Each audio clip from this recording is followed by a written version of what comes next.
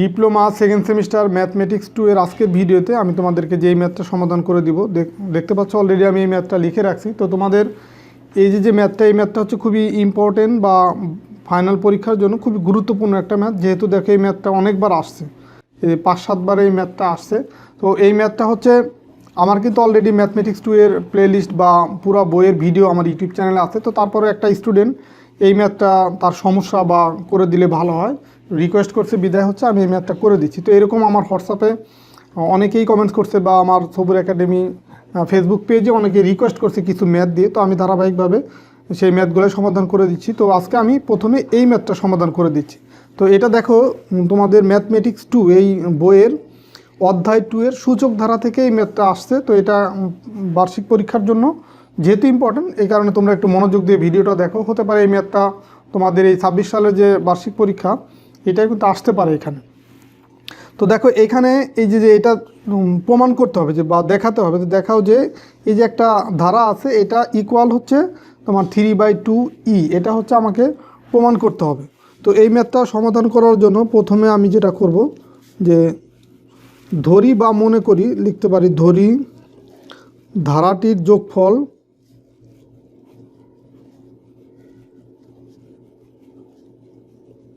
যোগফল সমান হচ্ছে এস, এটা আমরা ধরে নেই। তো এখন লিখবো যে এনতম পদ, তো এনতম পদ কার? এই যে বাম পাশের যে ধারাটা আছে সমান সমানের আগ পর্যন্ত, এই যে ধারাটা এটার এনতম পদ। তো এনতম পদ যদি আমরা বের করতে চাই, এনতম পদ এই TN ইকুয়াল হচ্ছে, দেখো উপরের যে ধারাটা আছে এই যে 1, তারপর আবার এখানে উপর আছে কি 1 + 2, এখানে আছে 1 + 2 + 3। তো এটা কিন্তু প্রত্যেক ক্ষেত্রে 1 করে বাড়তেছে। আবার নিচে দেখো, নিচে আছে এখানে ফ্যাক্টোরিয়াল 2, ফ্যাক্টোরিয়াল 3, ফ্যাক্টোরিয়াল 4।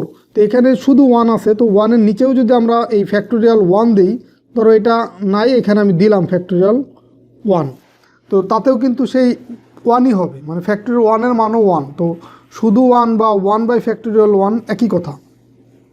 তো এই কারণে এই উপরের যে মানগুলো আছে এইটা আমরা এরকম একটা ধারা, দেখো আমরা জানি যে 1 + 2 প্লাস হচ্ছে 3, এরকম যদি যেতে থাকে কোনো ধারা প্লাস হচ্ছে n, এরকম যদি হয় তো এইটার মানটা হয় তোমার n × n + 1 হচ্ছে 2।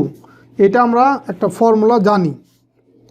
তো এখন দেখো এই যে উপরের যে ধারাটা আছে এই ধারাটার সাথে কিন্তু এই ফর্মুলাটা মিলে যায়। তার মানে আমরা এই যে 1 + 2 + 3 + 4 এভাবে যেহেতু এই ধারাটা যাচ্ছে ইনফিনিটি পর্যন্ত, তার মানে এটার nতম পদ যদি বের করি তাহলে এইটা পাবো।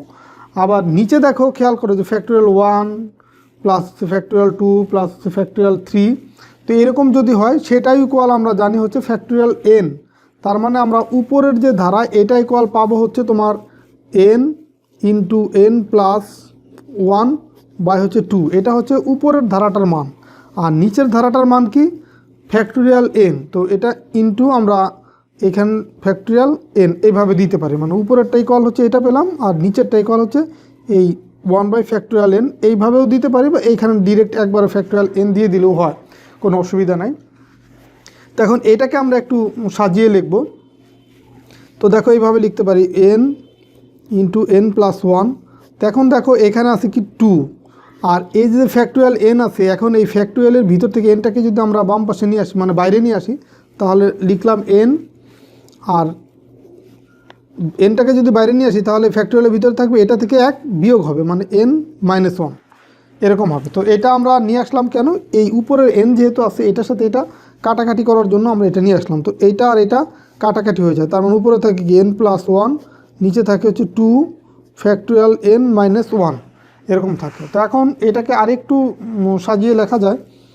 দেখো এটা আমরা সাইডে করি, যেহেতু আমার অনেক জায়গা লাগবে। তো এইখানে করি, এটা মানে এখান থেকে যাবে হচ্ছে এইখানে। তো এটাকে আমরা যদি n - 1 এরকম লিখি প্লাস হচ্ছে 2 লিখি, তাহলে দেখো এই +2 থেকে 1 যদি বিয়োগ করি তাহলে +1 থাকে, তার মানে n + 1ই থাকে। তো এই n + 1কে ভেঙে তাহলে এটা লেখা যায়, আর নিচে থাকবে কি 2। আর এইখানে দেখো n - 1কে যদি আমরা আবার বাইরে নিয়ে আসি তাহলে এখানে থাকবে n এখন n মাইনাস ওয়ানটাকে যদি বাইরে নিয়ে আসি তাহলে এটা থেকে আরও এক বিয়োগ হবে, তো আরও এক যদি বিয়োগ হয় এখানে -1 তো আছে, আরও এক বিয়োগ হলে -2 হবে। তো এখন এইটা আনার কারণ হচ্ছে তোমার আমরা দেখব যে এটার সাথে কিছু মানে কাটাকাটি করতে পারবো সহজে, সেই কারণে। তো এই n-1 যেটা আছে এটা আমরা এক পাশে রাখবো আর 2 আর এক পাশে রাখবো, তার মানে n-1 এর নিচে চলে আসবে হচ্ছে এই 2n-1। আচ্ছা এখানে দেখো আমরা নিচে যে n-1 এটা নিয়ে আসলাম, তো এটা আমরা একটু পরে আনি। তার মানে যদি এটা এরকমই থাকে, এই যে এটাই থাকে, ধরো এইটুকু নাই, এটাকে আমরা একটু পরে ভাঙি, কারণ পরে ভাঙলে আমার কিছু সুবিধা হবে। তো n-1 তার নিচে নিয়ে আসলাম n-1, মানে এই n-1 এর নিচে এটা নিয়ে আসবো আর প্লাসটাকে আলাদা করে ফেলবো। প্লাস হচ্ছে 2, এই 2n-1 এটা আমরা পরের বার ভাঙবো। তো দেখো এখন দেখো এইখানে তো নিচে n-1 আছে, উপরে n-1 আছে, এই n-1টাকে যদি আমরা বাইরে নিয়ে আসি তাহলে আমরা সহজে কাটতে পারবো। যে n-1 নিচে 2, এই n-1 এখন হচ্ছে যেহেতু n-1টাকে ফ্যাক্টরিয়ালে বাইরে নিয়ে আসছি, এখানে হবে n-2, সরি n-2 হবে। আর এইখানে এই 2 আর এই 2 যদি কাটাকাটি করা যায় তাহলে এখানে থাকবে 1/ফ্যাক্টরিয়াল n-1। আর এখানে দেখো এইটা আর এইটা এখন আমি কাটাকাটি করতে পারি, তার মানে ফাইনালি এখানে পাবো 1/2 n-2 আর এখানে পাবো 1/ফ্যাক্টরিয়াল n-1। ফাইনালি আমরা এই nতম পদ এই যে এটা পেলাম, এটা হচ্ছে আমার ফাইনালি nতম পদ। তো এখন আমি যেটা করব যে পর্যায়ক্রমে এই যে n এর মান 1 2 3 বসাবো। তো এখন এটাই লিখব যে এখন পর্যায়ক্রমে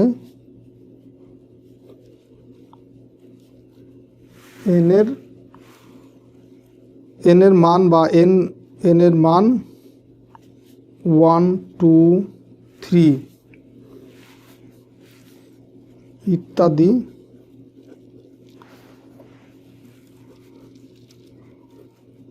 বসিয়ে পাই।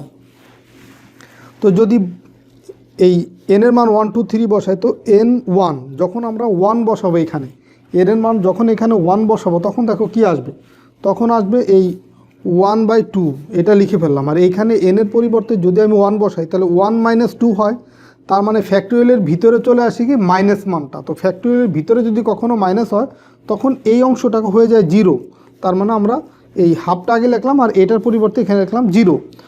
প্লাস হচ্ছে এখানে যদি n এর মান 1 বসাই তাহলে এইখানে হবে 1 - 1, তার মানে ফ্যাক্টরিয়াল 0। ফ্যাক্টরিয়াল 0-র মান কত 1, তো উপরে 1 নিচে 1, তো আলটিমেট এখানে শুধু 1 হবে। মানে এই 1 বা যদি এটার পরিবর্তে 1 নিচে 1 দেয় একই কথা। আবার t2 যদি n এর মান আমরা যদি 2 বসাই তখন দেখো কি আসে, এখানে হবে 2 - 2, মানে এখানে হবে 0। তো আগে আমি হাফটা লিখি, হাফটা লিখলাম, এই 2 - 2 মানে 0, আর 0 এই ফ্যাক্টরিয়াল 0-র মান কি 1, তাহলে এখানে লিখলাম 1। প্লাস এখানে দেখো 2 - 1, তার মানে ফ্যাক্টরিয়াল 1। দেখো 2 - 1, তো 2 থেকে যদি 1 বিয়োগ হয় তাহলে থাকবে কি 1, আর এখানে ফ্যাক্টরিয়াল আছে, তার মানে এখানে হবে 1 উপরে থাকবে আর নিচে হবে ফ্যাক্টরিয়াল 1। তো এখন যদি আমরা 3 বসাই, n এর মান যদি 3 বসাই তো এখানে দেখো আসবে হাফ, আর এখানে 3 - 2, তার মানে এখানে হবে এই 1 বাই হচ্ছে এই নিচে কি হবে দেখো 3 - 2, তার মানে 1, মানে ফ্যাক্টরিয়াল 1 হবে নিচে। আবার এখানে হবে কি এই 3 - 1, তার মানে 1/ফ্যাক্টরিয়াল 2 হবে। তো এইভাবে আমরা এই 1 2 3 এইভাবে যত আমি বসাই আরেকটা মান বসাই, দেখো হাফ। এখন যদি এখানে আমি 4 বসাই তার মানে কি 4 - 2, তার মানে ফ্যাক্টরিয়াল 2 হয়, তার মানে 1/ফ্যাক্টরিয়াল 2। প্লাস হচ্ছে এখানে দেখো 4 - 1 মানে এখানে হবে 3, তার মানে 1/ফ্যাক্টরিয়াল 3। তো এইভাবে করে আমরা যত মান বসাবো এইভাবে করে যেতে থাকবে। তো এখন আমরা এই সমস্ত পদগুলা যোগ করব এখন। আচ্ছা দেখো আমরা শুরুতে কিন্তু এই যে ধারাটির যোগফল s ধরে আসছি। তো এখন সুতরাং আমরা লিখতে পারি, সুতরাং বা লিখতেও পারি যে প্রদত্ত ধারাগুলোর যোগ করে পাই, বা এস ইকুয়াল হচ্ছে T1 প্লাস হচ্ছে T2 প্লাস হচ্ছে T3, এইভাবে করে কিন্তু যেতে থাকবে। তো এখন আমরা এই T1 এর মানটা কি পাইছি দেখো, এটা যোগ করার ক্ষেত্রে যেই মানগুলোই তো আমরা যোগ করব, তো যেহেতু যোগ করব দেখো এই প্রত্যেক ক্ষেত্রেই এই প্লাসের আগের যে মানগুলো আছে হাফ আছে, কিন্তু কমন আছে, এখানেও হাফ আছে, এখানেও হাফ আছে, এখানে হাফ আছে, এখানে হাফ আছে, তার মানে আমরা এখান থেকে হাফ কমন নিতে পারি। হাফ যদি কমন নেই তাহলে এখানে থাকবে কি 0 প্লাস 1 প্লাস 1 বাই ফ্যাক্টোরিয়াল 1, এরকম 0 প্লাস 1 বাই ফ্যাক্টোরিয়াল। আচ্ছা এখানে 0-র পরে দেখো 1 আছে, তো 1টা আগে দিয়ে নিই, 0 প্লাস, আচ্ছা এইটাও বাদ, এইটা 1 প্লাস হচ্ছে তোমার এই যে 1 বাই ফ্যাক্টোরিয়াল 1 প্লাস হচ্ছে 1 বাই ফ্যাক্টোরিয়াল 2, এইভাবে করে ইনফিনিটি পর্যন্ত যেতে থাকবে।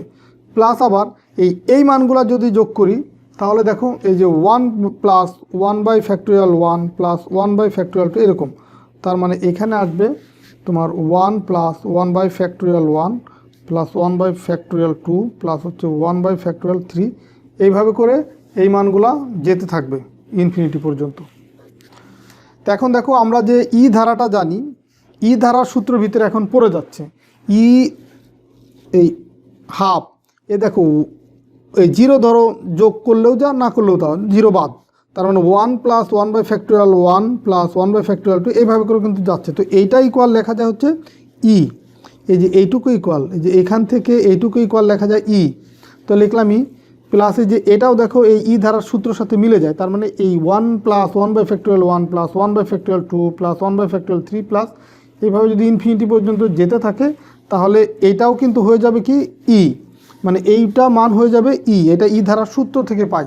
তো এখন 1/2 মানে হাফ ই প্লাস ই যদি আমরা যোগ করি তাহলে এখানে দেখো এখানে হবে তোমার এই 2 যদি আমরা কমন নেই তাহলে ই প্লাস হচ্ছে এইটার হবে 2e, তার মানে এখানে হবে দেখো ই আর 2e মানে 3 বাই হচ্ছে 2, তো এটাকে আমরা যদি সাজায় লিখি 3/2e, এটা কিন্তু আমরা লিখতে পারি। তো এটাই আমাকে প্রমাণ করতে বলছিল, দেখো এই যে ম্যাথে এই যে এটাই কিন্তু আমাকে প্রমাণ করতে বলছে যে এইটা ইকুয়াল প্রমাণ করো যে 3/2e। তো এখন আমি ফাইনালি কিন্তু এটাই প্রমাণ করলাম যে প্রথমে আমরা এই ধরে নিচ্ছি ধারাটির যোগফল এস, তো এনতম পদ বের করছি, এনতম পদ এই যে এটা বের করছি, এটা হচ্ছে এনতম পদ। তো এনতম পদ যেটা পাইছি সেখানে আমরা এনের মান 1 2 3 4 এইভাবে করে বসাইছি। তো বসানোর পরে এই এখানে 4ও দেই, যেহেতু 4টাও বসাইছি, তো এইভাবে করে এইখানে কিন্তু ড্যাশ ড্যাশ দিতে হবে যেহেতু এই ধারাটা কন্টিনিউয়াস যাচ্ছে, মানে চলতেছে রানিং। তো এখন এই কারণে যেতেই থাকবে এরকম ধারা। তো সুতরাং এই ধারাটির যোগফল এস ইকুয়াল হবে T1 plus T2 plus T3, এখানেও প্লাস ড্যাশ ড্যাশ দিতে হবে যেহেতু এই ধারাটা অসীম।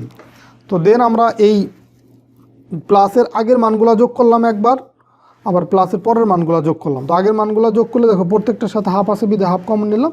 তো দেন হচ্ছে আমরা যে এখানে 1/2e প্লাস হচ্ছে ই যোগ করলে এই যে 3/2e, আমি এখানে ক্যালকুলেশন করে দিলাম, এখানে একবার এটা ইকুয়াল এটা লিখে দিতে পারো, তা আমি এটা ক্যালকুলেশন করে তোমাদের দেখাই দিলাম। তো এটা কি তাহলে প্রমাণিত বা লিখে দিতে পারো দেখানো হলো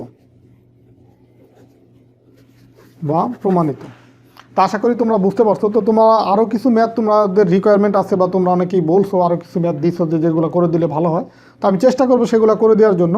তো এই ম্যাথটাও কিন্তু খুবই ইম্পর্টেন্ট ছিল, তো পরীক্ষায় আসতে পারে, পরীক্ষার জন্য খুবই ইম্পর্টেন্ট, এই কারণে তোমাদের আগেই ম্যাথটা করে দিলাম। তো বাকি ম্যাথগুলোও যেগুলো হচ্ছে বেশি ইম্পর্টেন্ট সেগুলো আমি তোমাদেরকে আগে করে দেবো। তো ঠিক আছে, সবাই ভালো থাকো, আর তোমাদের আসন্ন যে পরীক্ষা সেই পরীক্ষাটা ভালো হোক, তো এই দোয়া করি। তো ঠিক আছে, সবাই ভালো থাকো, সুস্থ থাকো, আল্লাহ হাফেজ।